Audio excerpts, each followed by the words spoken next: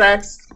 Cool. Okay, so I'm not recording, so we can just chat for a few minutes. Mickey, oh, hold on really quick, my dog.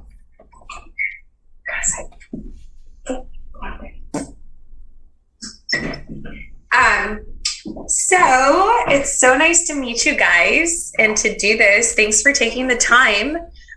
Is anybody like running tight on time that I need to know about? I mean, this won't run too long, but I just want to know if everything is, y'all are good. Yes. No, I don't have a life. I'm good. Okay. Neither do I, really. So, yeah, I mean, first of all, I think, we should just like clear the air. I think there's been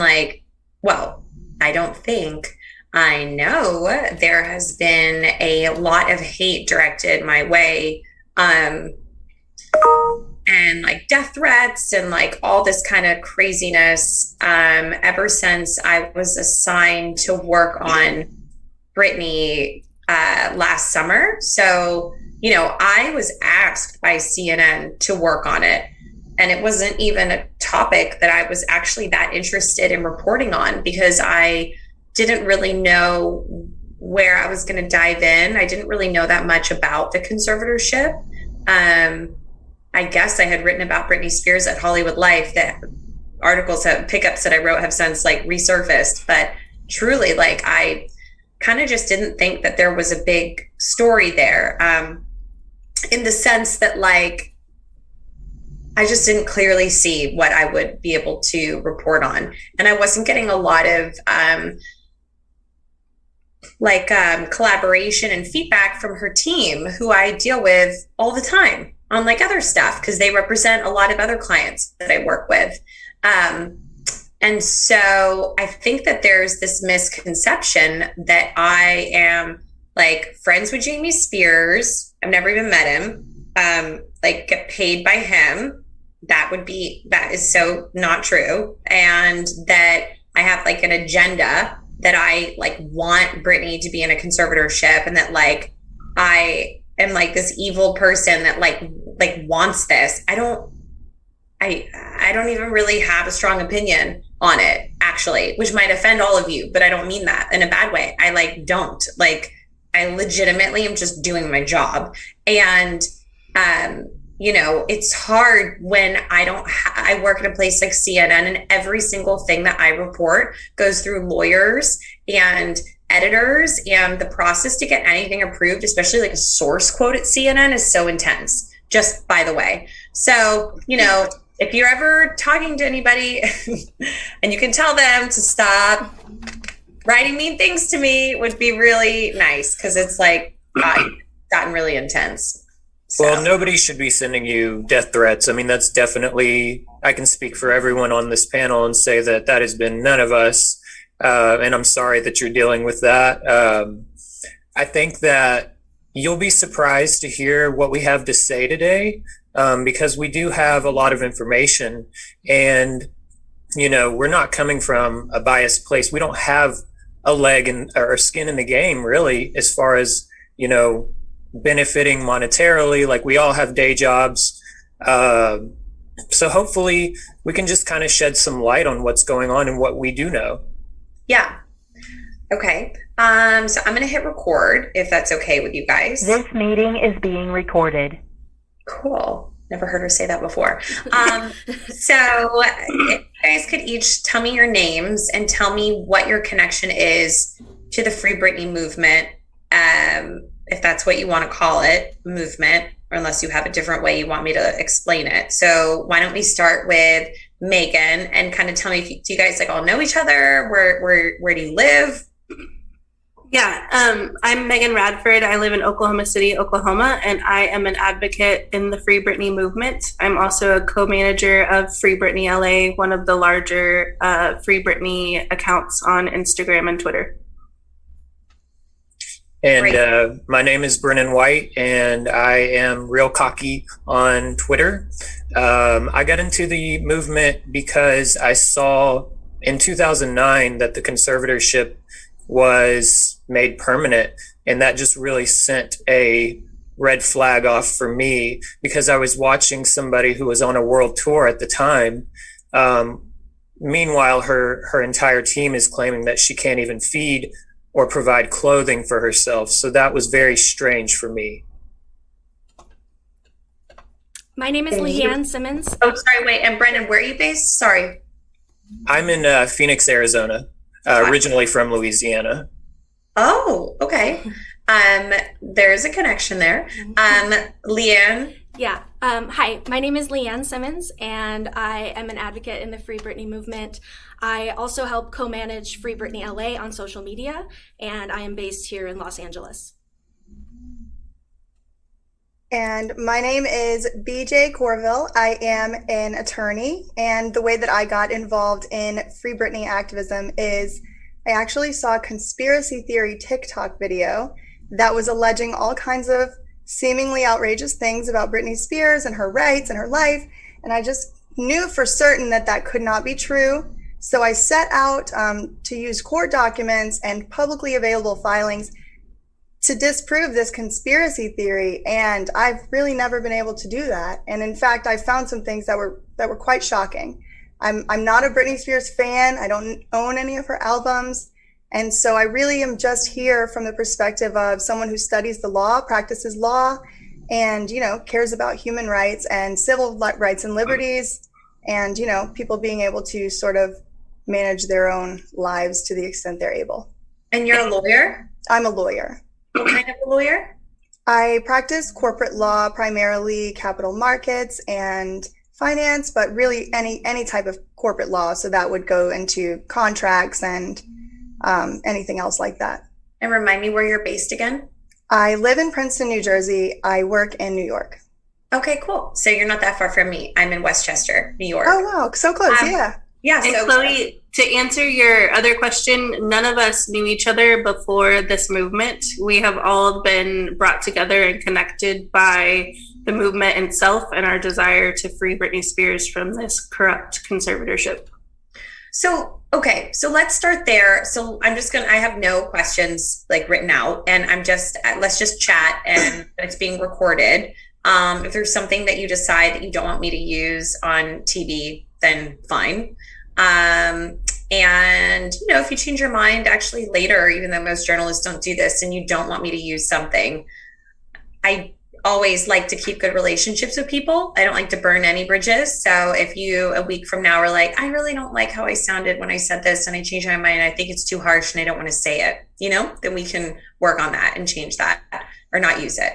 So in the course of my reporting over the last year or so, I have done a lot of digging on Britney's side and on her dad's side. And so what I have been told, and, repeatedly from people that, work on Britney's side, is that she is not a prisoner in her home. She can leave her house, although she does not have a driver's license. She doesn't drive. She has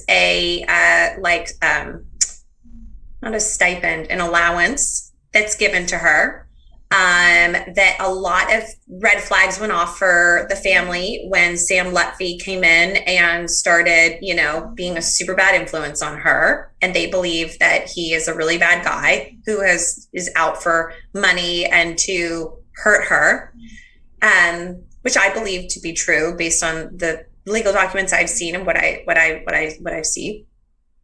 And that Britney has some mental health issues, whether that's depression, maybe, I don't know exactly what it is, that she has some issues, but I think we all have problems. And I think that, she grew up in the spotlight, and that can do a lot to you, and tabloid culture, like we saw in the Framing Britney Spears New York Times documentary, right? But I've been told she can vote. She can, she can get married to Sam if she wants to, that she can, that if she wanted to perform again, she could, and that she does see her children. And she, she does have a car and driver and whatnot. Guests are have to go through a vetting process to come into the home, like a security process. But I guess I'd like to just start there first in terms of like, aside from the conservatorship, Brittany as a human being in her home today, I've seen a lot of different things on social media that then put hashtag Free Britney. So I don't know if they are connected in your thinking. So I want to know what you guys are thinking in terms of like her day-to-day life now. How do you feel like it's unfairly restricted? Well, you know, it's interesting that you bring up the fact that you've been told that she has mental illness, and that's a big reason why she needs the conservatorship. However, she's actually in a probate conservatorship, which is the most restrictive conservatorship. These are usually reserved for people who are in comas or are unable to provide food and shelter for themselves, can't feed themselves. And clearly, Britney Spears does not qualify for a probate conservatorship, even if she goes to court on June 23rd and says, hey guys, I want to be in this. There are legal requirements that she would have to meet in order to even be in one, and she clearly does not meet those requirements. Do you think, though, that there is a type of conservatorship, though, that she should be under? Or do you think that Britney, I guess my question is, do you all, and anybody jump in here and then I'll spotlight you when you talk. So if I were to say to you that people close to Britney believe that if she didn't have a conservatorship, that she would be potentially broke, taken advantage of, on drugs, and, you know, in a really terrible situation, and that people have put something in place in order to protect her, what would you guys say to that, though, that actually this might be helping a woman who is a very vulnerable, easy target? So what would you guys say to that? I would say to that conservatorships should be used as a last resort, not a first resort. Many people have life coaches to help them deal with, you know, depression or mental illness or even finances. I mean, that's not uncommon for a celebrity to have somebody manage their funds. However, to say that the conservatorship is good for her financially, I would argue that it's not.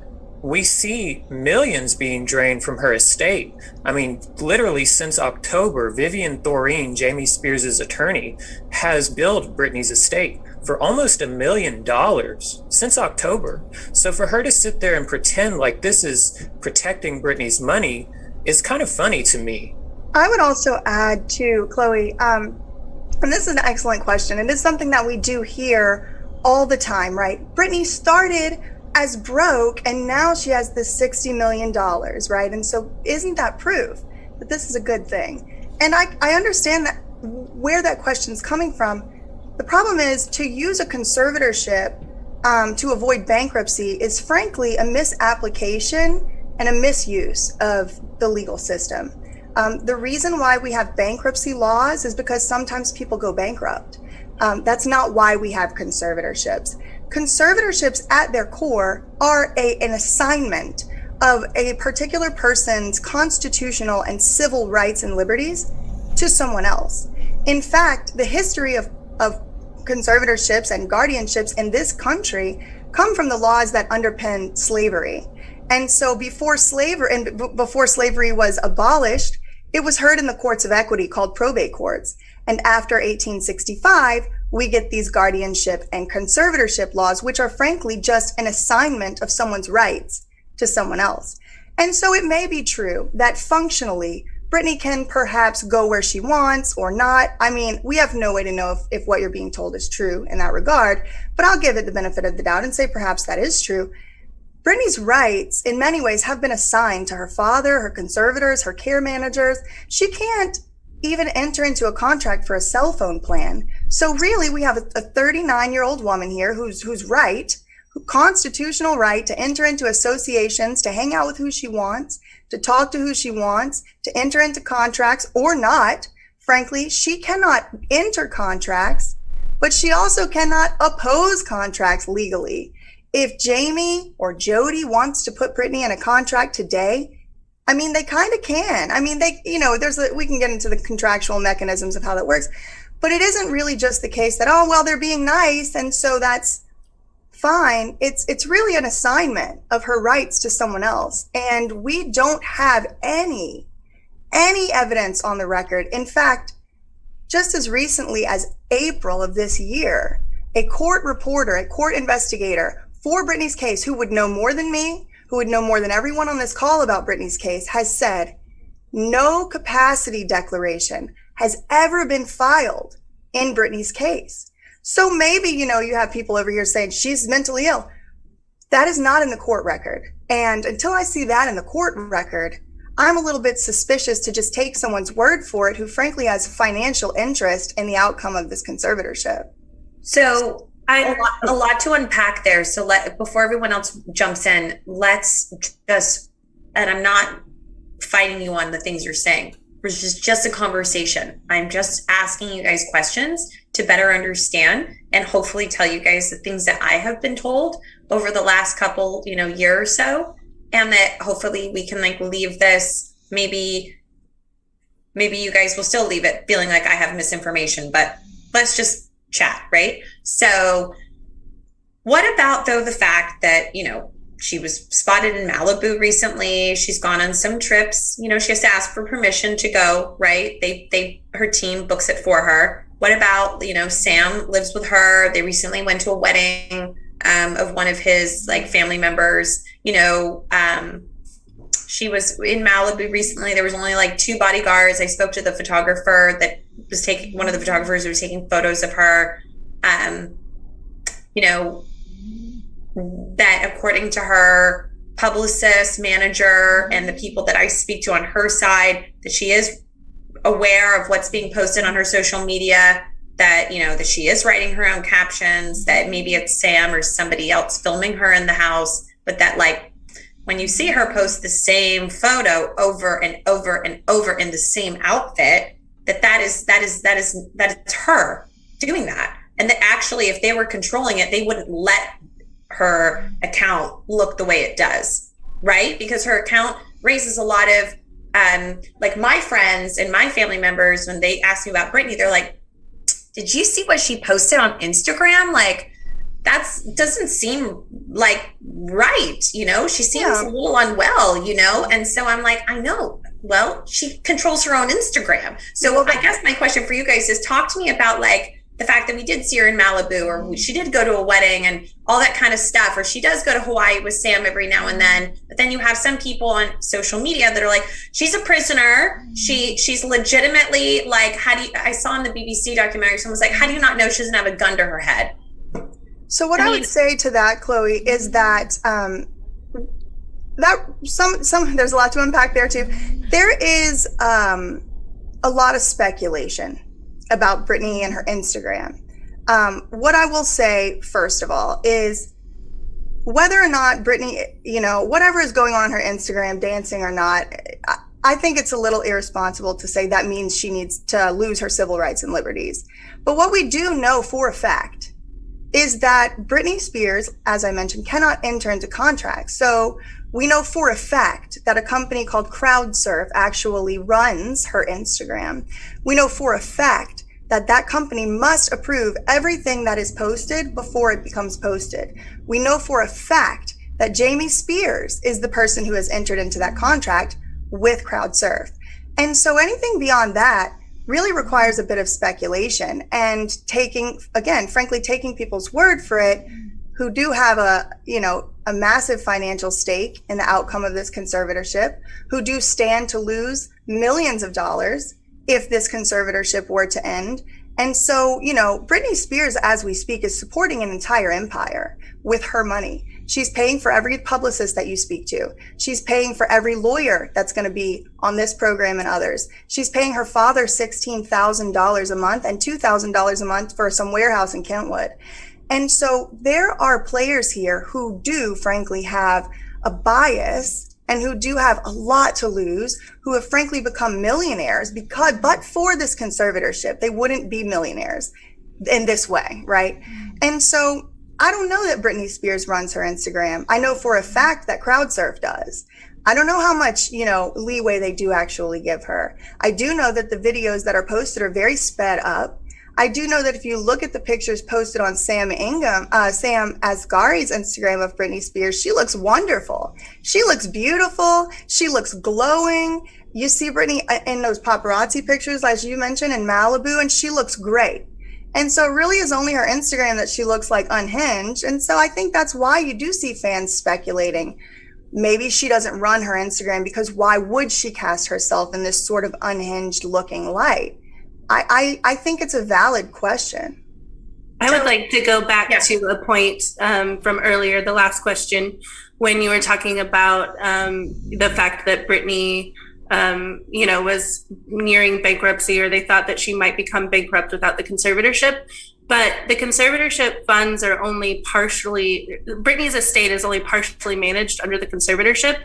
So there's a loophole in the conservatorship accounting that allows for them to not manage Britney's intellectual property or include her intellectual property in the conservatorship accounting. So while the conservatorship comes out every year and says Britney's worth about $60 million and this is how many millions she spent to fund this conservatorship, and she spent her $1,500 a week allowance and yada yada, that doesn't really have any real impact on Britney's full empire. Britney, since being put in a conservatorship, toured, did 4 world tours, released 4 albums, performed a 4-year Las Vegas residency that grossed $138 million. She was a judge on X Factor. She has a $1 billion perfume empire. There is a ton of money outside of what is being managed under the conservatorship. And because Jamie Spears and her other conservators are in control of that money, there is no oversight from the court. It is literally just completely outside of the court. So they have hundreds of millions of dollars that they don't have to report to the court as of 2010, a filing in 2010 that has allowed them to do this. And so when we're talking about Britney's money, as far as what's reported to the court system, we are talking about a very small sum of what Britney is actually worth. And I think that there should be a lot of questions raised around the fact that it is not managed under the conservatorship, and where is it? And what are people doing with Britney's money that she has literally no control over? Right. Okay. So I have a lot of other questions. Why has Britney Spears not come out and said anything specific about the conservatorship? We have on record several times Britney telling us that she has been silenced and threatened. So the first one is in a voicemail to one of the attorneys that she attempted to hire to fight the conservatorship, John Erdley. She says in the voicemail, hi, I'm just calling that in the process of eliminating my conservatorship, my father has threatened to take away my custody with my children. And then we also have a letter that she wrote to photographer Andrew Gallery, who she was really close to throughout both Circus and For the Record, where she writes this letter that she intended for him to read to Britney's fans, but he didn't release it until years later. And she says that she's been silenced, she's been threatened with the custody of her children, and that she would love for new eyes to see her situation. So I think that we have on record Britney telling us multiple times that she has tried to speak up and that she is being threatened with her children and maybe with other things too. And that's why you don't see that publicly take place on her Instagram, for example. Furthermore, in addition to that, Chloe, last year we do have Brian Spears, who is Britney's brother and former conservator himself, going on a podcast, the Not As Seen on TV podcast, and he said she's always wanted to be out of the conservatorship. We also have additionally different evidence here and there that would point to the fact that Britney has tried to get out of the conservatorship. As early as 2008, as soon as she found out, after not being told about the hearing happening, it already happened behind her back while she was in an involuntary psychiatric hold, she tried to hire a lawyer named Adam Streisand to fight the conservatorship. And she was ruled somehow incompetent to hire this lawyer, even though there was no medical capacity declaration filed that said that. She tried again to hire another lawyer to appeal this case to the federal level. And it did go up to the federal court, and the court said, we don't have jurisdiction here. And so in many ways, Brittany has tried to fight this conservatorship. She has, through herself and through her representatives, tried to get the message out that she's being threatened with custody of her children. Do you guys have that voicemail and that letter so that I could see it? Because I've never We'd heard be happy of to send either. it to you. We would be happy to send that to you. I've never heard of either. And would either the photographer who received the voicemail? The voicemail was to Erdley. John Erdley, who was the second attorney Brittany attempted to hire. Would he speak to me or no? He might. He has spoken to a few fans previously, but he ended up being, punished for his involvement in Britney's case. Was he in the Framing Britney Spears? No, that was the other attorney, Andrew That was Streisand. the first one. I do want to just add one more thing, though, Chloe. Hold on though. I want this. So in that answer that I think you're going to say, what about though all of you explaining to me every single year from what I have gathered from the Los Angeles County Superior Court system and from attorneys on both sides that there is a process in reviewing the conservatorship every single year, and that the judge determines every single year that Brittany still needs the conservatorship, and that Brittany has never filed to get out of the conservatorship. Just hear me out. That she just wants her dad out, that she knows that the conservatorship actually is somewhat helpful. So can you help me break that down, that why then is a judge still renewing this every single year if there's absolutely zero reason? If I was under a conservatorship and I was of sound mind and I didn't need a conservatorship, I would be on every single talk show, I would be posting on Instagram, because if I am unlawfully not being able to have my rights and I'm under this conservatorship, even if my dad was threatening to take away my children, if it's unlawful and you have so much public support like she has, why isn't she, doing that? And do you think she will on June 23rd? Well, she would have to have permission to do that. So, I don't think that you're really considering, I know you're the mom of 2 young kids and I'm the mom of a 3-year-old.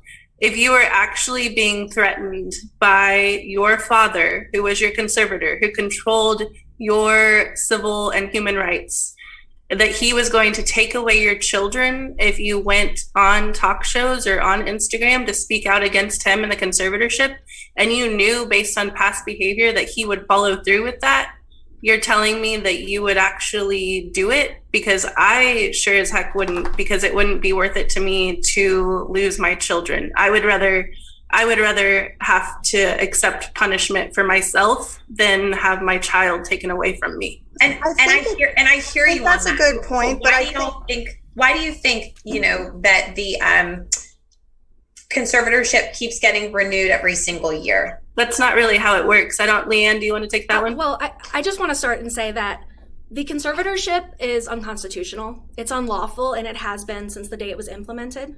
Several of Brittany's constitutional rights were overlooked. She did not have the right to due process, which she is afforded under the 4th Amendment. The 6th Amendment gives her the right to hire her own counsel, and she wasn't given that option either. So there were several things that were done unlawfully in February 2008. So we can consider what's happened in the 13 years since all we want. But it goes right back to, from day one, Britney Spears never qualified for a probate conservatorship. She did not meet the qualifications. They checked a box on a form that said she had a dementia-related illness, which none of us here are doctors. We don't want to speculate about her medical history, but we're pretty sure she does not have dementia. So it was unlawful from the start, and it was filed under false pretenses. And at the time, the judge granted the conservatorship. The judge who has many marks against her, Reva Getz, who has since retired, she allowed this to happen. So we know that conservatorship abuse is much bigger than just Britney Spears. And that's what this has evolved into. Of course, this movement started because we're Britney fans, a lot of us. It has evolved into a global movement now. There are activists and advocates from across the globe some of whom are not Britney fans, who are family members or victims themselves of conservatorship abuse. So this is much bigger than just Britney, and we are seeking to reform these probate laws that allow people to be taken advantage of in the way that Britney has been for over 13 years. I would add, Chloe, that it actually is important, right, for us to question what Britney wants. But in my opinion, as a lawyer, it's sort of ancillary. It's sort of moot and sort of immaterial what Britney wants or doesn't want, or what Britney has done. Because frankly, Jamie Spears could file to end this conservatorship. Lots of people could file to end the conservatorship. It shouldn't just be on Britney to do so.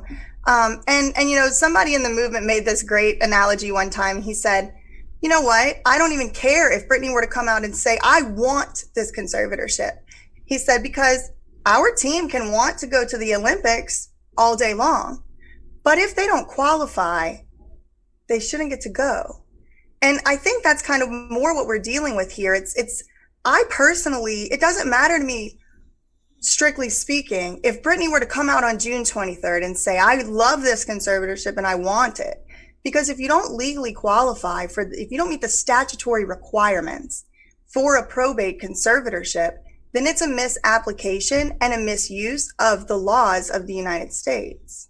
Right. And so before we get into a whole portion that I really, really want to focus on about Sam Ingham, which I think is super important and nobody focuses on that. And I'm really excited to talk to you guys about that because it hasn't gotten like the attention it deserves. And you guys have a lot of really good points to make on that. I do just want to ask though, why? So with the exception of Sam Ingham filing what he did to remove her father in that month of August, I believe, she was with her family, quarantining with them for a short period of time down Louisiana. Mom was there, sister was there, dad was there. What are your thoughts though on that though, when you hear people saying like, oh, you know, she's scared of her dad, or he's threatening her, or this, that, or the other. Why did she go down? And I mean, I've talked to people close to her sister. I've talked to people on Britney's side, the dad's side, that it was a nice time. I don't know what happened after that caused like this. I don't know what happened after, you know, like there was something that must have happened as to why this was filed by Sam, right? A few months later. But why do you think she went down there if she hates her dad so much and hates the conservatorship and is scared of him? Like, what do you guys think about that? I think that family dynamics can sometimes be very complicated. And we have to remember that at the end of the day, this is still her father. Whether or not she's afraid of him, which she says she is, it doesn't matter. Can you look at the camera? It like that. Start over. That was a good bite. So start where family dynamics are complicated. I think that we have to remember that family dynamics are complicated, and especially in this case where Britney Spears' own father is her conservator and has the legal power over her and controls every aspect of her life and her money. Hold on though, but he doesn't control the medical part. So we need to be careful because then I can't use what you're saying though. So like he doesn't control. So Jody Montgomery, he stepped aside as being conservator of her medical decisions. So I'm just saying he doesn't control every aspect of her life. So like, you know. But Chloe, here's the thing. There is no such thing as stepping down temporarily as a conservator. According to Lisa McCarley, probate conservatorship attorney, she has informed us that there is no such thing as temporarily relinquishing your powers as conservator unless you are suspended or you are removed, neither of which have happened. Yeah, and actually in the same probate court notes that we referenced earlier, Peggy Sheriffs also recorded that on paper, Jamie Spears still is the conservator of both Britney's person and estate. Jody Montgomery was assigned a temporary role, but Jamie Spears on paper is still the conservator. So that's not, and I'm just talking to you right now, but that's not misinformation. Yeah. I don't have it in front of me, but at a recent court hearing that I attended, it was decided that Jody would permanently take on the role of I wrote about it. No, that didn't happen. But then they filed the paperwork. So the way that the court process works is a filing will happen. Most of the time, the filing is considered to be a request of sorts, right, with the court. And then the court orders or agrees to it. And then there's even a third step that has to happen where somebody writes up, physically types the order, sends it to the court, files that with the court, and then the judge signs it. So until all of those things happen, the appointment hasn't happened. Okay. And we see this exact same thing with Bessemer Trust Company. Bessemer Trust has been approved to be a co-conservator of the estate. However, it has not been ordered by the court as of yet because we are waiting on outstanding signatures. So as we sit here today, Jody Montgomery holds a sort of unprecedented position of temporary conservator of the person, which we don't see in the case law anywhere else in California that this has ever happened. And the court investigator, Peggy Sheriffs, has said, in fact, there is no vacancy in the conservator of the person position. Jamie is going to have to dispense of his position or actually step down. This whole temporary step down thing, there's really no mechanism in the law for that. It's something that they just sort of got away with. And I'm not saying it's bad. I'm not saying it's some sinister thing. It just legally is not the appropriate mechanism. And so perhaps you wrote about it, but just so you know, that isn't what happened. And in fact, whenever they were supposed to decide to make that order on Jody Montgomery, it was the same date as they decided to push off everything else for 90 days. They're not going to make that decision. And so she's still in this sort of weird limbo gray area, temporary conservator spot. Got it. Makes total sense. Totally understand. But okay. But, things are supposedly moving in the track of, her dad doesn't want to deal with her medical issues anymore. He has his own medical issues and he says it's just too much to deal with. He wants Jody. He wants those signatures. Yes, you're right. It got pushed back. But before that, we have Brittany. Yes, I hear you. I get it. Totally. I said that wrong. So thank you for clarifying that. I want to talk about Sam Ingham. I think this is really important. This is something that, I don't know if Ronan, this is what he's pursuing or what, because, Ronan Barrow's looking into something, as I'm sure you guys know. I'm sure you guys have been talking to him. But I think that what's really important is to talk about, he reached out to me. I really like him. He's really nice. So I know he's working on something. I think that what would be really great to know is what is the deal with Sam Ingham, right? Because I'm hearing from all sides that Sam Ingham is bad news. So my readers and viewers at CNN don't know anything about Sam Ingham other than he's Brittany's attorney. So who wants to break down for me, Sam was court appointed, that shouldn't have happened, why that shouldn't have happened, and whether we think he has a malicious intent here and why. And each of you guys could weigh in on different aspects of that. And I think that Leanne was kind of talking about that. So maybe Leanne could start, then maybe, sorry, you are under that surprise witness. Remind me your name again one more time, because your thing comes up as that surprise witness. BJ. Right, let me write that down, because you said it at the beginning, but I just don't want to forget. Sorry. Okay. And then we could have Brennan say something and then Megan, right? Because I think there's a lot of things here. And this is what I want to give a lot of focus to during this TV special. A lot of what we've talked about is good for me to hear and know, and I'll use some of it for sure. But we've done a lot of that. Near Framing Britney Spears, the BBC documentary, there's been a lot of news out there, So I think that we need to definitely talk about Sam Ingham because nobody's talking about it. So I think, Leanne, if you could just go first and then we can hit on everything else. Can I just say something really fast? With all due respect, I do think that a lot of what we've said in this interview is different than what's been reported. And I would encourage you to use it as well. No, I am. Like you said, Sam Ingham seems to be hated on both sides, which is a bit interesting, if you ask me. So yeah. No, I didn't mean it to sound like I'm not using any of what we just did. I'm going to use a lot of it, so definitely. And we'll go over what we think are the top takeaways from this after. Okay. So Leanne, if you just want to start, if you could just kind of talk to me about Sam Ingham. Samuel Ingham was appointed as Britney's attorney back in 2008, February of 2008, when the conservatorship was implemented. At the time, Britney had attempted to hire her own counsel, Adam Streisand, and Samuel Ingham deemed her incapable of hiring her own attorney and then appointed himself to the role. So that's where the issues begin with Sam Ingham. That is a huge conflict of interest for this man who, at the time, stood to bill the estate as her attorney and has continued to bill her estate for 13 years as her attorney.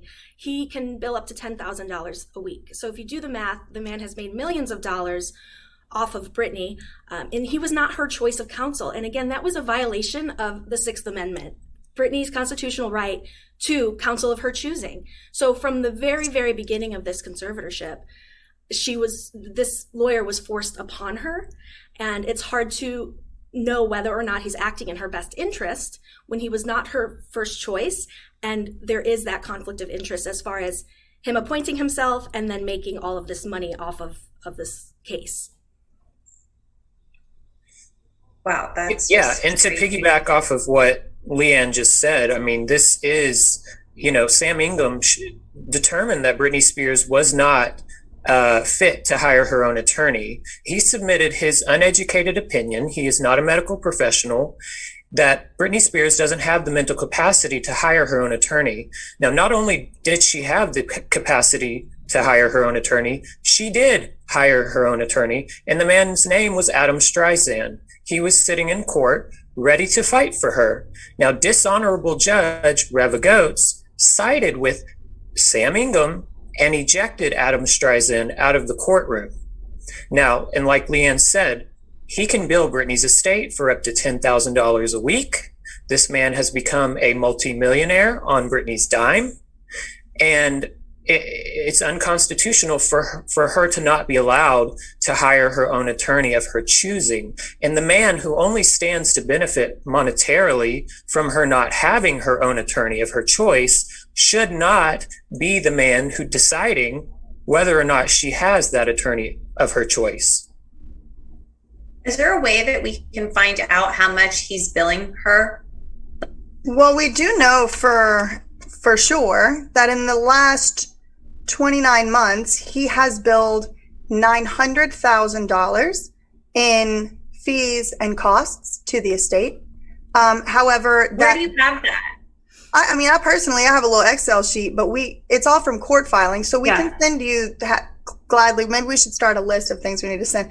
We have it all, so we can send that to you. I would love that. I would love that. And then also, can you explain to me though, BJ, just like why?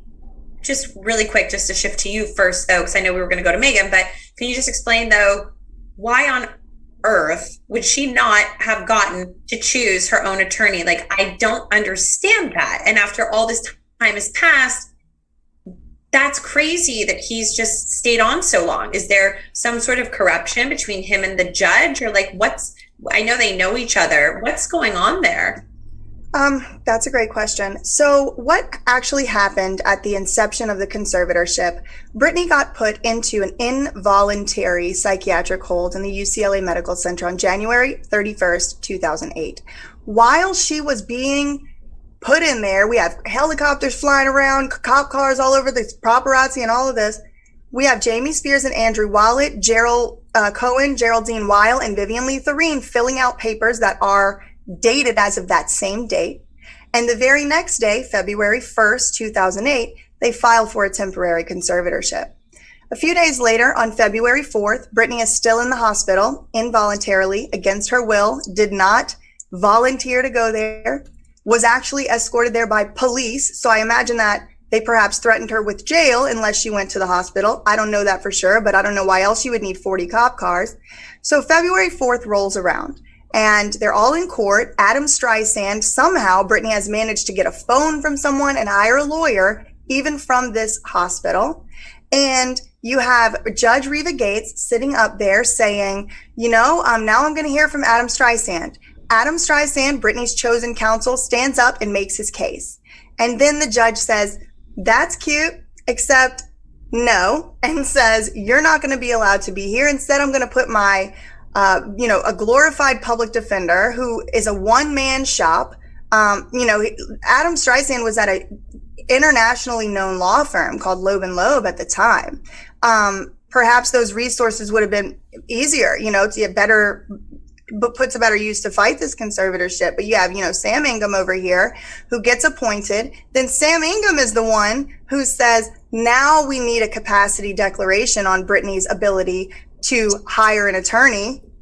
And so he nominates his friend, Dr. Stephen Marmer, who doesn't end up doing the capacity declaration. But essentially, the judge puts Sam Ingham in, and then Sam Ingham starts appointing medical professionals to keep this ball rolling and to keep the whole scheme going. And Adam Streisand was ejected from the courtroom. He wasn't even allowed to stay in. And so, it does seem a little corrupt. And people are supposed to be considered capable and competent as a default. There is supposed to be some type of threshold that says they can't hire their own attorney. And generally, it would be like a judge sort of speculating or like hypothesizing. Like, I wonder if Brittany had to pick her own attorney, could she do it? That's not what happened in this case. Brittany had, in fact, picked an attorney somehow very resiliently from a hospital that she didn't ask to go to and didn't consent to go to. And he shows up and actually was hired. And then the judge says, no, you're not competent. And so you do have to ask, what allowed for that to happen? I mean, again, like I said, they appealed this to a federal court, and a federal court said they didn't have jurisdiction. And so as we speak, there really is no oversight on a person like Sam Ingham. Question for you. Can you hear me? Am I muted? No, I can hear you. I'm reading something right now. So a couple quick questions. It says Ingham filed documents in 2020 to ask the judge to approve the law firm Loeb and Loeb to help him with the case. So is that the same attorney that she originally wanted? That's a great question. No. Adam Streisand no longer works at Loeb and Loeb. He has his own law firm now. And the people who Sam Ingham hired to help him, I don't know anything about them. They seem like, professional lawyers, and they, in their practice area. But those are not, strictly speaking, Brittany's lawyers. They're more like in a sort of phone-a-friend relationship with Sam Ingham, where if he needs help, he'll call them to help him write things or help him understand the law, etc. Which, again, I think it brings credence to my point earlier that perhaps they just really need to have a big law firm in there the whole time fighting against this other big law firm. Mm-hmm, mm-hmm. Yeah, no, I completely hear you on all of that. And things that have been pointed out to me by Jamie Spears' team, right? Because they think that Sam is like out, totally corrupt. That Brittany hasn't signed a lot of these documents, and that like her signature is on these like weird third pages and stuff like that. Do you guys know what I'm talking about? And that like there's no proof that she's signing things, and that there's really no proof that she's even aware that he has said that she wants to speak on June 23rd, that there's no proof that like she's even aware of some of the things that are going on in the conservatorship. I want to say one thing before whoever wants to answer that. But Sam Ingham, Brittany, I'm trying to I just totally lost my train of thought. It was to the first part of what you said. That he,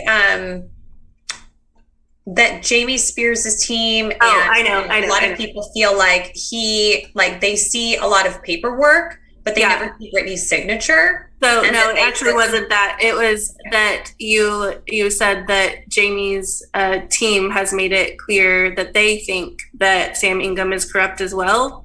But I would argue that that's pretty convenient, because Samuel Ingham was doing exactly what they wanted him to do for 12 years. And it wasn't until 2020 when he started actually, filing some things that went against the conservatorship. So like his objections to the accounting and things of that nature. So it's very convenient that all of a sudden Jamie Spears and his attorneys think that Samuel Ingham is corrupt now that he is somewhat acting outside of what their wishes for the conservatorship are. So I hear you on that. So what do you guys think, before we trudge ahead, about explaining to me then, why do you think Sam Ingham filed what he filed to remove Jamie and to bring on Bessemer Trust, do you think that he was financially motivated and had nothing to do with what Brittany wanted, and that he simply wanted this to be filed? I'm just going to speculate here, and I'm going to say that I think the plan is to change power. I think that that is the long-term goal. I think that they are looking to make Jamie Spears the fall guy, and I think that they have no intention of ending the conservatorship anytime soon, including Sam Ingham, because a man making $10,000 weekly, what incentive does he have to end the conservatorship when you really think about it? Can someone talk to me about the whole Britney Spears' signature isn't on, like, do you know what I'm talking about, or am I not making sense? Yeah, I mean, there was a lot of sort of talk about the fact that, and this came from Vivian's law firm, Holland and Knight, and I think also Geraldine would have attested to this as well. There is an open question, it seems, in this particular case, whether or not Britney has the capacity, frankly, to do a lot of things, but including make declarations, or you may have heard it as an affidavit. Essentially, whenever a lawyer writes a paper that they submit to the court and file with the court, you usually, and this is coming from probate attorney Lisa McCarley, who we've cited already, usually your client would also say, I've read this, I've read through it, and I agree, and they would sign their name. And so Sam Ingham has had Britney sign her name to at least one document that I can think of, and that was the Bessemer appointment. And shortly after that, there was, and I don't remember the exact filing of papers or whatever, but there was a disagreement among the lawyers in this case on whether or not Britney actually has the capacity to even sign documents in making declaration and making affidavits for a court. Sam Ingham, mysteriously, for some reason, believes that he's not sure whether Britney is allowed to do that or has the capacity to do it, which seems a little hypocritical considering he did have her sign a declaration before, and like the one I mentioned earlier. However, there is an open question of whether or not Britney has the legal capacity to sign declarations. It's my opinion, as someone who's not involved in any way in this case and I have no special knowledge, that Britney does have the capacity to make declarations because, as I mentioned earlier, you and the legal system will presume the most competence of someone until it's proven that they don't have that competence. And so if I'm putting that regular legal proposition on this case, I would say Britney does have the capacity to do that. But it's frankly kind of right now immaterial whether or not Britney is or is not signing things, because the issue is outstanding of whether or not she has the legal capacity to sign these papers. And you know, quite frankly, it seems as though both of these teams of lawyers conveniently believe she has the capacity to do certain things at some times when it sort of might benefit the argument they're making at the time, and perhaps she doesn't have the capacity to do certain things at other times. For example, signing a declaration. To my memory, Jamie's lawyers think that Britney does have capacity to sign declarations, and they're asking Sam Ingham, why aren't you getting her to sign this, and why are you just saying this? How are we supposed to believe you? But at the same time, whenever they're trying to keep documents hidden, right, they're saying, well, Britney doesn't even have the capacity to say that she wants something open. We are the ones who are in the position to protect her privacy and protect her information. And it's like, well, it's good for the goose, it's good for the gander. If she has the capacity to sign a paper, she has the capacity to say she wants that to be public. And so it's a little pick and choosing. And for that reason, we kind of stay out of the discourse because it has not been legally decided whether or not Britney has the capacity to make medical decisions or to sign declarations. So there's a lot of money at stake here. Sounds like there's a lot of money outside of this conservatorship that's at stake. Sounds like Sam makes a hell of a lot of money, and he wasn't ever supposed to be her attorney, of record anyway.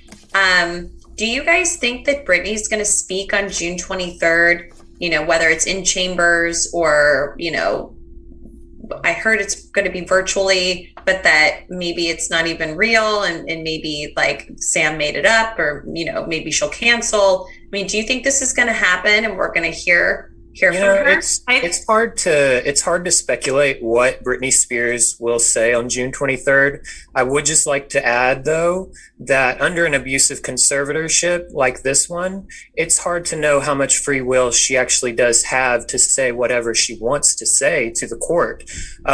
She actually has addressed the court before. Back in 2019, she told Judge Brenda Penny, who's the current judge of the case, that she fears her father, she's afraid of her father, and that he sent her to a mental facility, a one-star mental facility, against her will, and forced her to take drugs that she did not consent to taking. This is not a fan conspiracy, this is a fact. And the fact that he's still conservator to this day, it's hard to know, if anybody in the courtroom really is advocating for what is best for Britney Spears, the person, and not just Britney Spears, the artist, who can make millions of dollars for everyone involved. Indeed, the 2019 hearing where Britney did go to speak to the court, she told the judge, and she requested of the judge, she said, please have somebody make a medical capacity evaluation called a 730 evaluation, right? She wanted a doctor to finally come in for the first time, seemingly ever in the whole case, and say what she had the medical capacity to do. Dr. Timothy Benson did conduct that investigation, did conduct that report. And just a couple weeks before he was to come and testify on his findings, he tragically and unexpectedly passed away.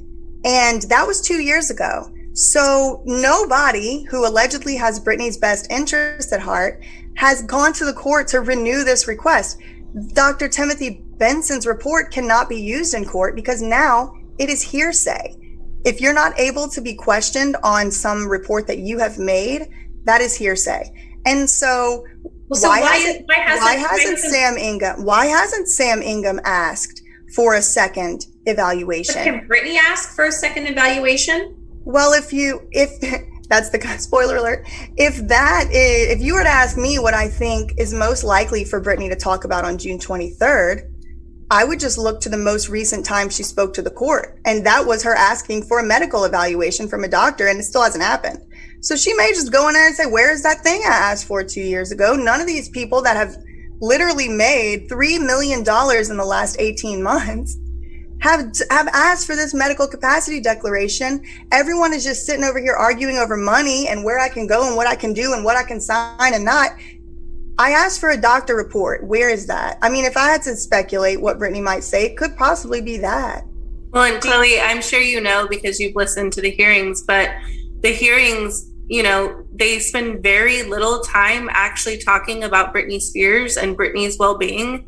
The majority of the time is spent arguing over, like BJ said, documents being signed or not signed and fees. And you mentioned earlier that Sam Ingham has billed a substantial amount to Britney's estate, but so has every single attorney who is working on this conservatorship on either side. And Britney, every lawyer in this case makes more hourly than Sam Ingham. He makes the least hourly than any other lawyer on this case. So it's not fair to single out Sam Ingham, I don't think. I think that there are a lot of people making millions and millions of dollars advocating against Britney Spears. So conservatorship is just a very, it's a situation where the conservatee funds both sides of the conservatorship. And so Britney, as she has been trying to gain more independence over the last 2 years, is paying for the people who are fighting against her. She's paying for Vivian Thoreen to appear on CNN and talk about how she needs a conservatorship.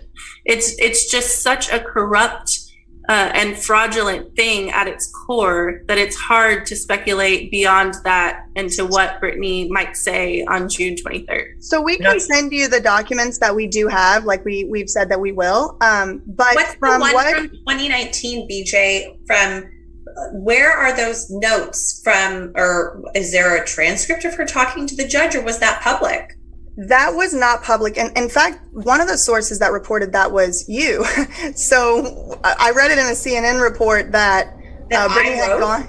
I think so. Yeah, I can send that too. But I just wanted to circle back because I don't know what you're talking about right now. So I would love to see that with my name on it. So send it to me. But like, I didn't start listening to hearings until this past year. So I don't know. So to answer that, I have not seen a court document or transcript of Brittany going to the court and saying that she was held against her will or that she was drugged. Mm-hmm. What I will say is Sam Ingham has billed in the last 29 months $900,000 to Brittany's estate.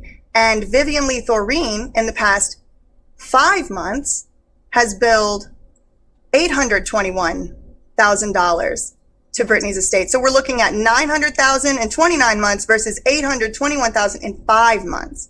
And so again, I am not a fan of Sam Ingham. I think that it was fraudulent. I think it's a huge conflict of interest that he is Brittany's attorney against her consent, against her will. But this is, I mean, Sam Ingham, quite frankly, fiscally is the least of our concerns, because we have other lawyers that are billing $1 million in 10 months. I get it. No, I mean, I get it. This is a lot of money, and it's just like, but like Megan was saying, it's like the system sounds to be corrupt at its core, you know? Yeah. And that these people are, you know, fully exercising their right to like bill top dollar as these like, you know, expensive attorneys that celebrities hire. And in Sam Ingham's case, like, I don't know how he got in there. So I hear you on that. Yeah, I definitely want to try to find that. And I'm going to try to find that myself too from 2019. And I definitely want to try to find something that shows me what is being billed, right? So that I can just have those numbers somewhere. So do you guys think that her boyfriend is a good influence on her in the system? Or is it unclear to know like who's using Brittany and who's not? Do you want to say something, Brennan?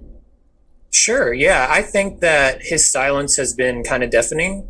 I think that it's very clear that he is a party that's interested, who could actually petition to terminate the conservatorship at any time. And the fact that he hasn't done that or even attended any of the court hearings with Brittany speaks volumes. He's out here promoting his new teeth whitening sponsorships and his acting gigs and his modeling gigs and everything that he's gotten because of being close to Britney Spears. Yet it's hard to know what his actual intentions are when he's not fighting for her rights to autonomy, to her own autonomy. And also, I do want to say, I don't know if you know this or not, but previous conservator Andrew Wallet actually referred to this whole conservatorship as a hybrid business model, as he was petitioning for a raise in 2018. Which is just a gross misuse of the law. This is not, conservatorships are not a hybrid business model. They should not be a business model whatsoever. But I don't think that we've ever had a conservatee in a position to go to work before. So this is kind of unprecedented. Mm-hmm. Yeah. Well, and after, you know, Brittany was placed in the conservatorship in February 2008, and mere months later, she was memorizing lines for a guest appearance on How I Met Your Mother, and then recorded an album, and the world tour started later that year.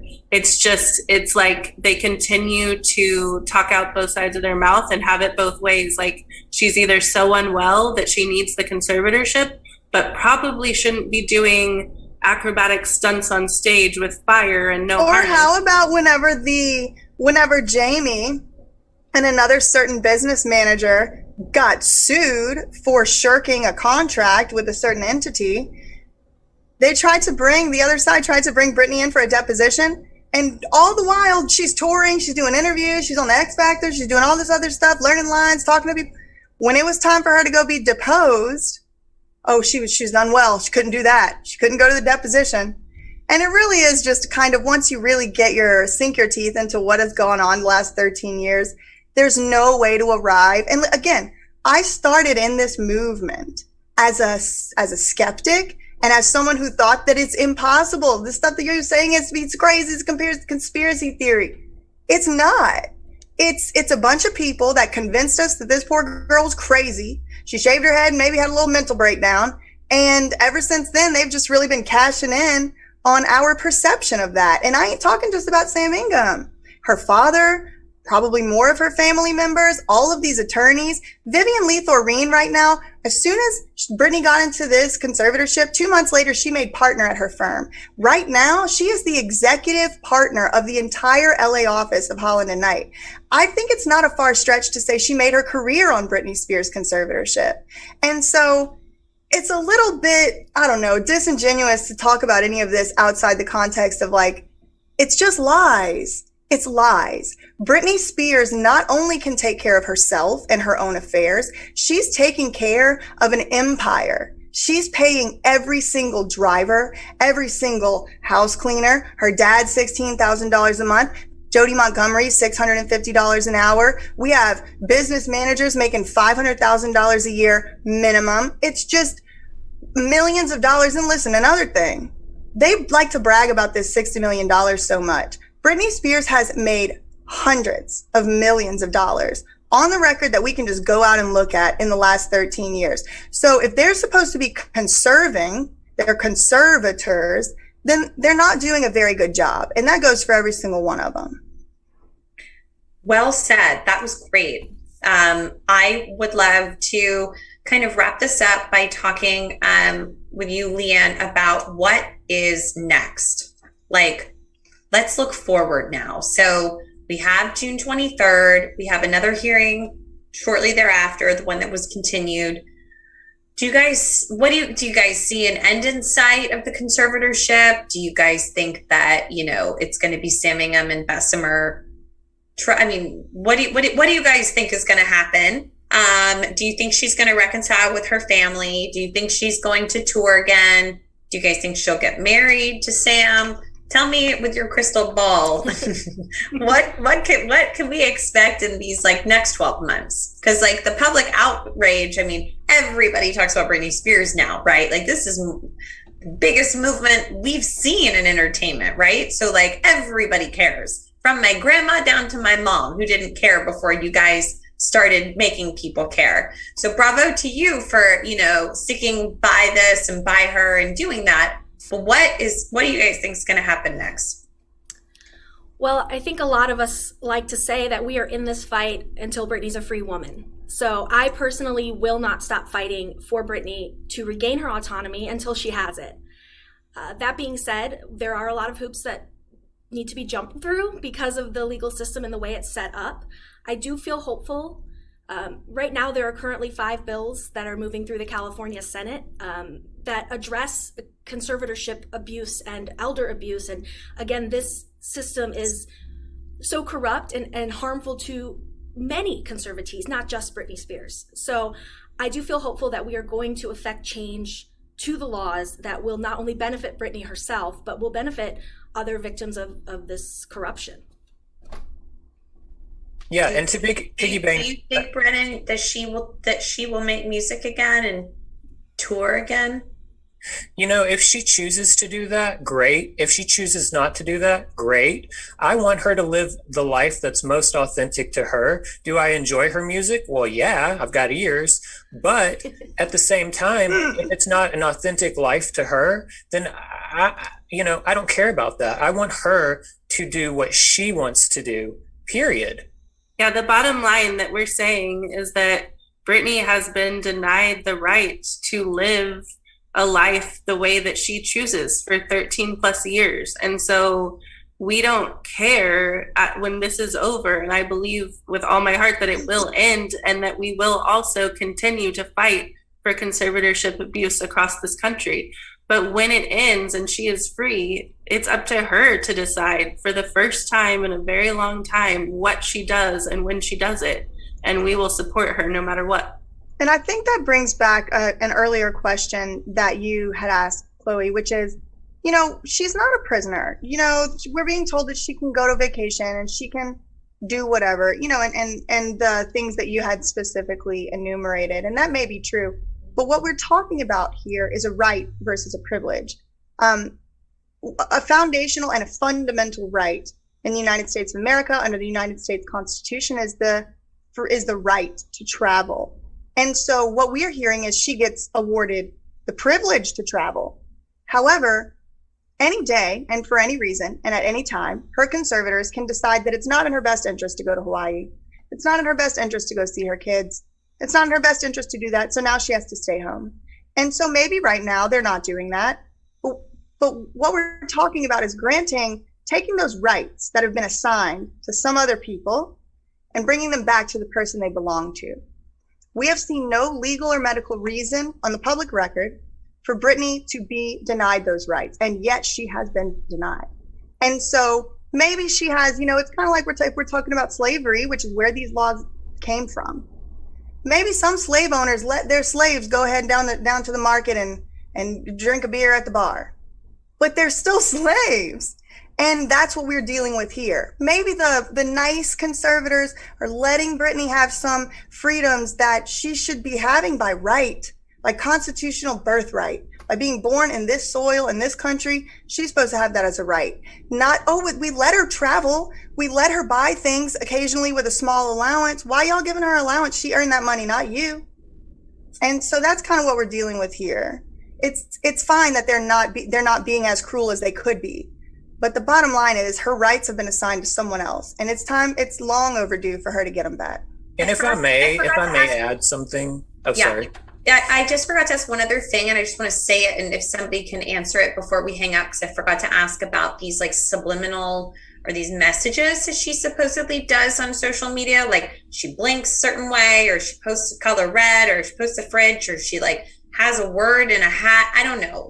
I don't know. And it seems super far-fetched to me, but I'd love for you guys to tell me if you actually think that she's like, people are like, wear yellow tomorrow if you are a prisoner. So usually, and I'm not trying to make fun. I'm just saying, please, somebody tell me, do you really think that she's dropping hints to everyone? But then in one breath, you guys say she doesn't control her Instagram and it has to go through this crowd surf, you said? And then her dad approves it. So if she's dropping not her dad. Why are they going to let her post it? I just want to clear up the record. I never said her dad approves it. I said her dad is in a contract with CrowdSurf. He has to enter the contract because Brittany's not legally allowed to.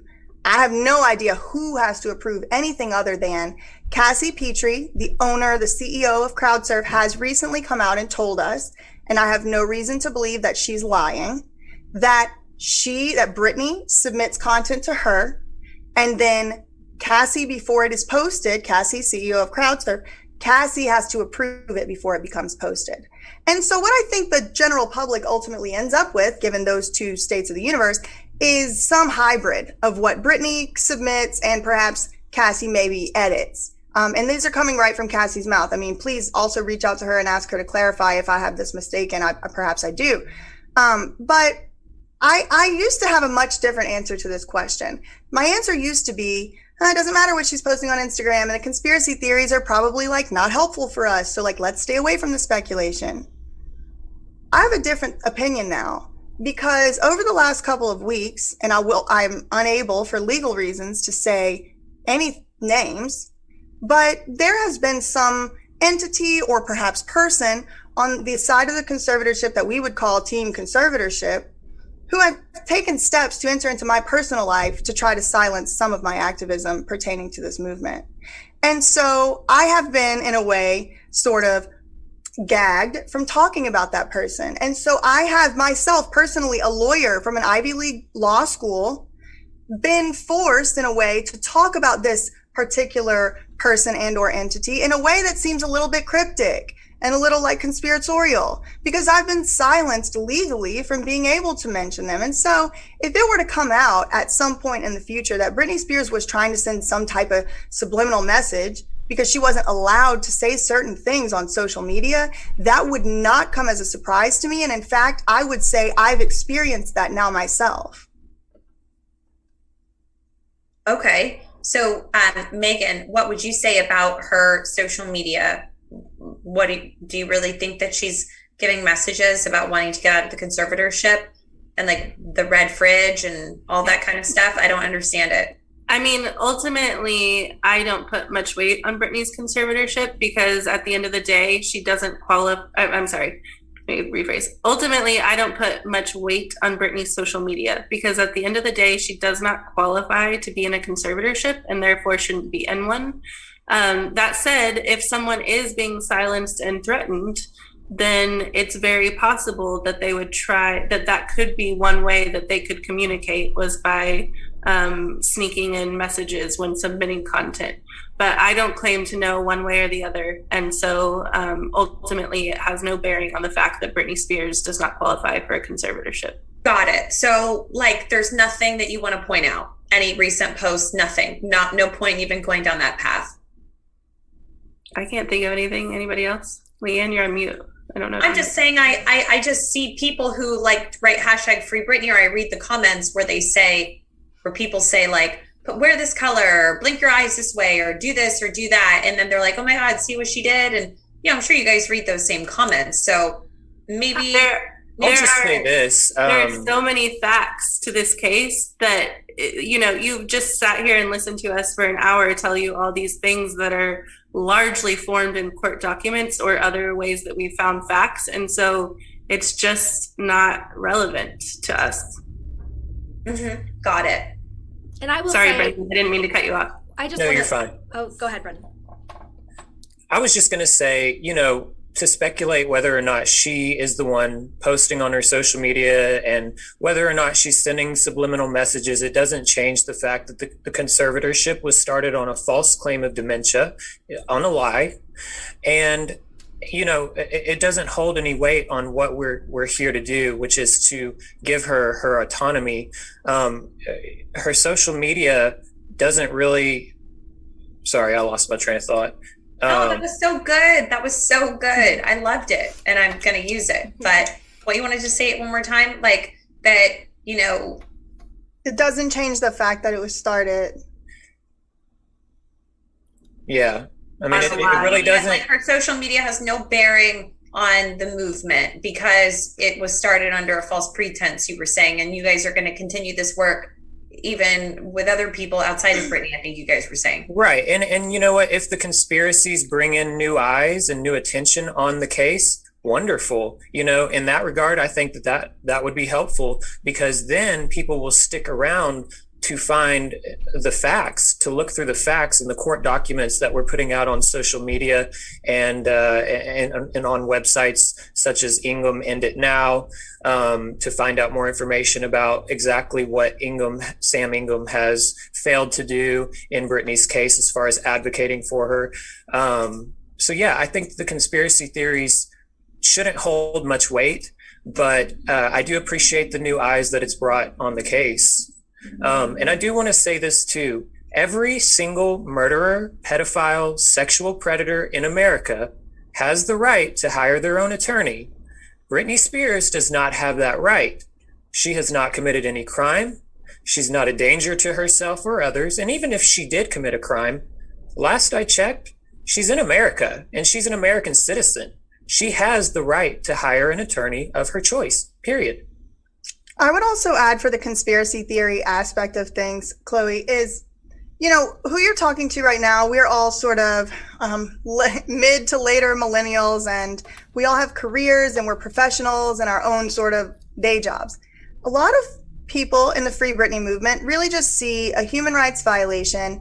They see someone who seems fine, who's being held against her will and sort of drained for every penny that she's worth, being made to do certain things that she doesn't want to do, etc. And they don't have a law degree, and they don't have a marketing degree, and they don't have perhaps the ability to read court documents the same way that a lawyer might. And so I think it is a little bit, I try to be a little forgiving with the conspiracy theory videos because it really is just people who are activists and advocates as well, who I think are doing the best they can to make sense of something going on because they want to contribute and they want to help. And like I said at the beginning of this video, if it were not for a conspiracy theory video on TikTok, I would not be in this movement. And I'd say that I've contributed primarily as the person in the movement who does read the court documents sort of line for line, for people who are not lawyers and who do not know what's going on. And but for those conspiracy theory, sort of Gen Z conspiracy theory TikToks, I would not be here. And I know that that is the case for hundreds, if not thousands, of other activists. And so it is kind of hard to get us to talk too much trash about the conspiracy theorists, because I do think that there's a little bit of use there. I think everyone's playing their part in this sort of ecosystem, and we have a common goal, which is to make sure that the injustice that has been done in this case is made right and that we find some justice here. So I guess and I know I said we were ending, but and I promise this is the end of this, and I'll probably want to talk to you guys again. Maybe we'll see if it works with your schedules. But do you guys want to set the record straight on any misconceptions about the Free Britney movement? Do you guys want people to know, if maybe do you think that if I told you that maybe some mainstream people who don't follow this as closely as you all might think it seems kind of radical and far-fetched, or that you hear about the death threats or the mean comments, and kind of there can be a dark side to this movement, I would say. Do you guys want to say now that you don't, I don't know if you believe, it's not putting words in your mouth, but that you don't condone the hate on social? Leanne, do you have anything you want to say about that maybe there are some people that can give the Free Britney movement a bad rap, or maybe you don't feel that way at all? No, I understand, and I do agree. I think the biggest misconception about the Free Britney movement is that it is a bunch of overzealous fans who want new Britney music or another tour or something of that nature. That's not what this movement's about. It did start as a grassroots fan-led movement, but as BJ's mentioned, we've drawn in people who are not Britney Spears fans per se. We've drawn in activists and advocates from all over the world who don't listen to Britney's music all the time and don't care if she makes more music, because it's not about that. It's about Britney's fundamental civil liberties that have been taken from her. So that's the biggest misconception, is that this is just a bunch of fans who want Britney to work again. Because more than that, we want her to have the ability to decide if she wants to work again or if she wants to retire. Either of those things, those should be up to Britney to decide. And beyond that, we are professionals. We've got our own jobs. We've got day jobs. We are all volunteering our time essentially for this cause because we are very passionate about it. We have no financial incentive in Britney's conservatorship. So you have to consider that a lot of the sources on the other side are financially benefiting from Britney's conservatorship. Everyone who's publicly in support of it stands to benefit from it. And so that's kind of where the difference lies between the Free Britney movement and Team Conservatorship, as we call them. That being said, we try to stick to facts, and this is a fact-based movement, and we don't condone any sort of a negative aspect. There are some rogue members, I will say, of the Free Britney movement, that every movement's going to have that, and we would not, we have enough facts to fight this case. We don't need to go into personal attacks or any sort of threats or anything of that nature. And most of us advocates and activists in this movement would not condone anything of that nature. And I would say too, charges of radicalism, if people are saying in more mainstream media, if they're saying, these activists or these Free Britney movement people are radical, I actually wouldn't disagree, because what we are actually doing is challenging some of the most powerful systems that exist in the entire world.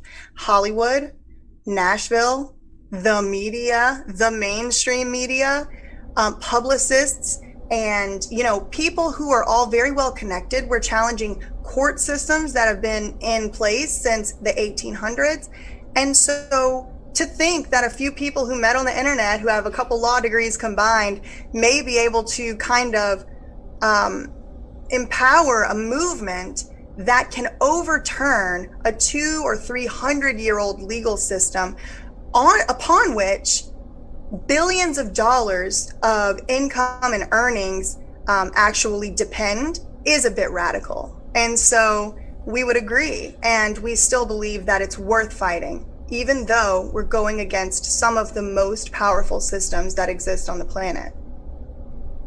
And I would also like to add that I think the biggest misconception about Free Britney is that this is just about Britney Spears. However, this is not just about Britney Spears. We are advocating for conservatorship reform for those who do not have legions of fans rallying outside of the courthouse for them. And in fact, we've got several bills being voted on right now that can determine, whether or not conservatives are better protected from abuse, such as the abuse that Britney Spears is currently enduring. I would also just like to add, just in case it's unclear, I do not condone or advocate any threats of physical violence or of any other type upon anyone. And to the extent that anyone perhaps is watching this who cares about what I think or my opinion, I would say, please do not threaten anyone. I do think if you're threatening someone, sending death threats, A, you don't have to do that. And B, because, we have facts on our side and all we need to do is tell the truth. B, it does not make us look good. And then, as Chloe's saying, it makes people talk about us like we're a bunch of crazy people. So stop threatening people if that's what y'all are doing. Clearly, no one on this call would do that and has done that. But I just want to be abundantly clear. Any type of threat toward anyone, even someone that I don't like, that anyone doesn't like, is unacceptable and it shouldn't be happening. I do not condone that. I don't encourage it. And please stop. So it's safe to say, though, that we all at least agree, hopefully by the end of this interview, that I am not on Jamie Spears' payroll, right? And that I do not have an agenda, right? But I think that where people have gotten upset with me over the last year from the Free Britney movement is that they just don't want me giving Jamie a platform at all, right? Is that any interview I do from that side upsets a lot of people who write hashtag Free Britney on my Instagram or my family's Instagrams. But, as a CNN reporter, I have to go to all sides for comment, and it might seem like I'm only getting one side of the story out there, but what's not seen is all the work that's going on behind the scenes of me trying to gather information so that I can have it look more balanced. But sometimes there's only one side that's really willing to talk. Both sides don't always want to talk, Well, and Chloe, kind of like what we talked about on the phone, even when you're talking about both sides, when you're talking about, maybe Larry Rudolph, Britney fired Larry Rudolph twice in her career, and he was only brought back after she was placed under conservatorship. So Larry in particular, you can make a big point that Britney does not want him involved in her career, and that Jamie Spears is the one who has who has made him involved in her career. And so when you're sitting here saying that you're talking to both sides, that's kind of a catch-22, because Jamie Spears employs the lawyers that are fighting against Britney with Britney's money, but then Jamie Spears also hires the people on Britney's side. So it's really hard, and we deal with this too as a movement. It's really hard to get an unfiltered view of Britney's wishes and desires, but I think that may be some of the criticism as well, is that, when you're talking to Larry Rudolph, you are effectively still talking to Jamie's side. You're muted, Chloe, sorry. It's actually not Larry Rudolph, but okay, that is, Beth Raymond, whoever it is, but at least though though that I'm not on Jamie's payroll, can I at least say that we all agree on that? Yes? I think we might have to see the video first. What video? This video? Yeah, see the story. Gosh. Okay. Well, y'all, okay. I grew up listening to Britney's music. I grew up I loved Britney Spears when I was a little girl and growing up, So I wouldn't want anybody to be in a situation that was harmful to them, or keeping them against their will, or costing them millions of dollars, or being threatened, or any of that. I just think that there's a lot of questions, and you guys have given me a lot of answers today, and I really appreciate it. And I will keep you posted if I have any other questions.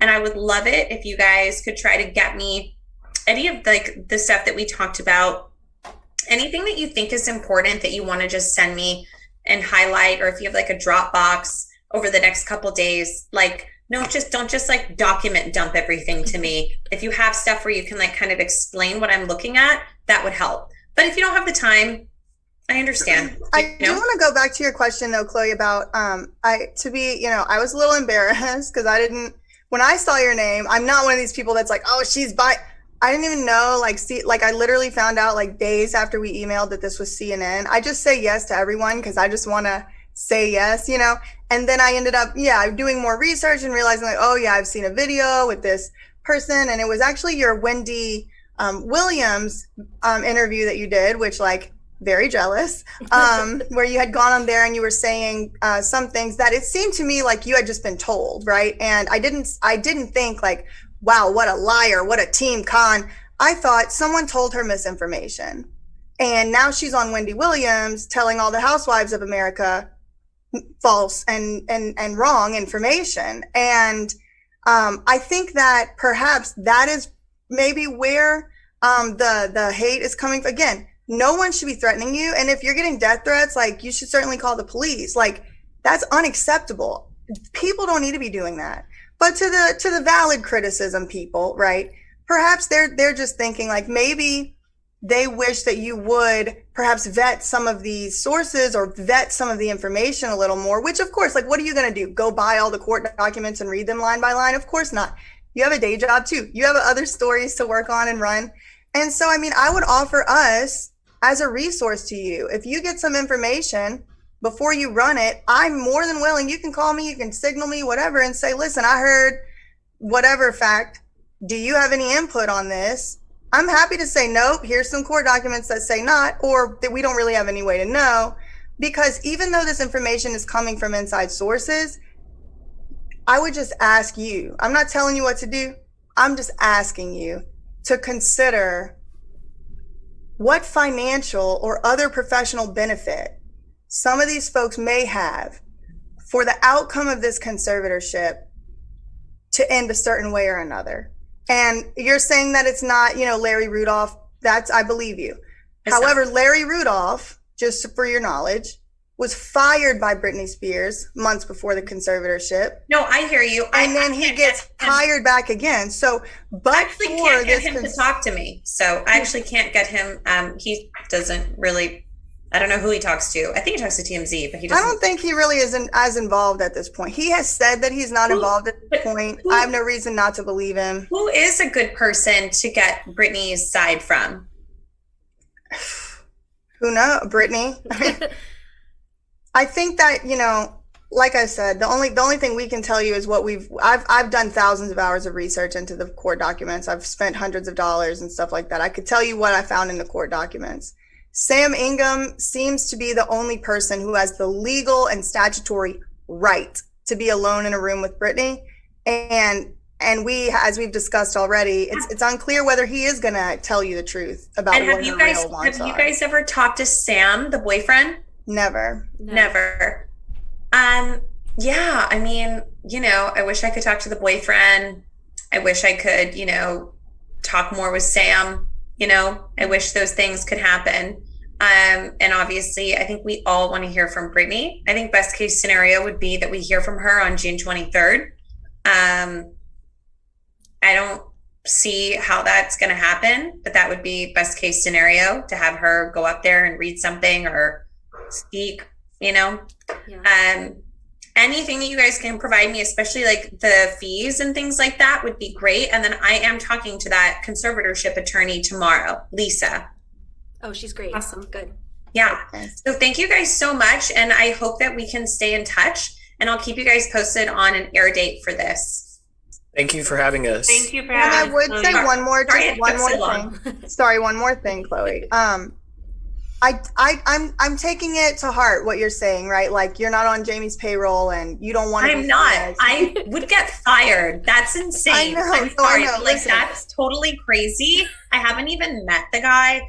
Like, it's so not like that at all. And like, it's like I regret never even like working on the Britney Spears stories, because it's caused me so much drama on social media. Like, I don't even care to report on it anymore, because I would say drama, I'm taking it to heart what you're saying, and I believe you. And so I think one way, without getting too tinfoil hat here, I think one way that you could perhaps demonstrate that you're not on Jamie's payroll, which is not an allegation I've actually heard until right now. So I have no skin in the game as far as that goes, or any preconceived notion. But I do think that it may make it actually worse if it seems as though this particular special only paints any one individual in a really bad light. Like, for example, Sam Ingham, or like, for example, whatever, Jamie, anyone.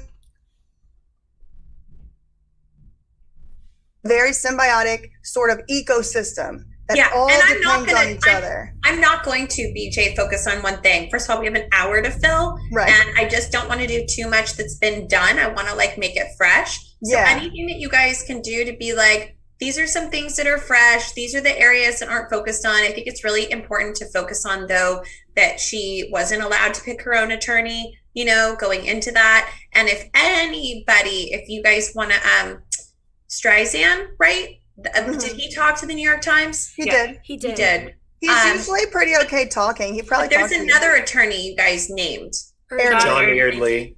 Maybe you guys could put that in an email to me, or Megan, you could put that in an email to me, unless he's on that list you already gave me. And I spoke to Tamara, but she's like wrote me, and then I went radio silent. So I don't know if Tamara will give me a quote. So I'm hoping that if y'all know her otherwise and can convince her to give me a statement. And I'm trying to get some quotes from Lindsay and from Paris and from other people. If you guys have connections to anybody who will give me some quotes, I definitely want to do that. So yeah, I'm going to, and I'm going to talk to Vivian Thurine. I'm going to do an interview with her, but like broad strokes, because she can't even say that much anyway. I'll see if Jamie wants to say anything additional. He probably won't.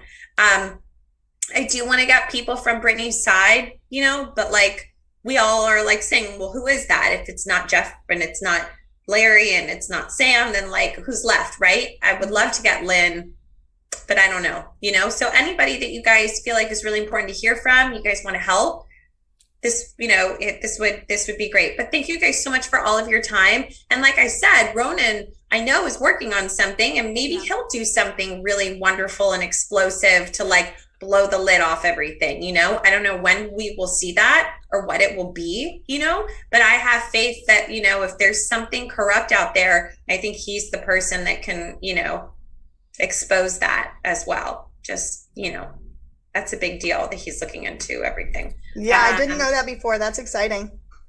Oh, okay. Yeah. Well, he's been in the Free Britney rallies too. Awesome. In there. Oh, yeah, I'm over here on the East Coast. I like barely make it over there. I don't think he's been to one in LA, has he? Virtually, supposedly he goes to them. Okay. Yeah. All right. Well, listen, thank you guys so much. And I'll wait to just get an email from you guys. And I think we're all on an email, so you can just keep it on that thread if you want, or just email me separately. Okay, sounds good. Thank you so much. Thank you, Chloe. Thank you. The